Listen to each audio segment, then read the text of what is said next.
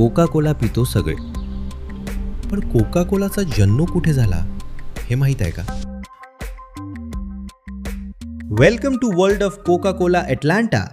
इथे फक्त ड्रिंक नाही, इतिहास, मजा आणि फ्लेवर्स सगळं एकाच ठिकाणी. 1886 पासून आजपर्यंतचा कोका कोलाचा प्रवास.